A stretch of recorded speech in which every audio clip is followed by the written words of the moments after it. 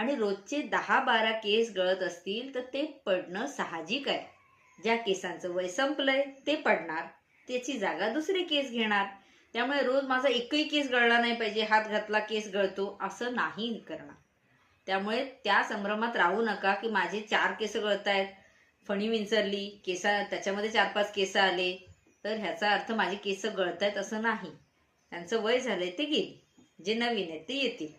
आपण ऍड्समध्ये बघतो, कोंब फिरवतात, कोंबमध्ये केस भरपूर दाखवतात आणि शॅम्पूज काही ऑइल्स वापरल्यानंतर कोंबमध्ये एकही केस नाही. असं होणार नाही. केस थोडीफार रोजची गळणारच आहे. सो तुमची नेहमीची केस गळण्याची प्रक्रिया किती आहे?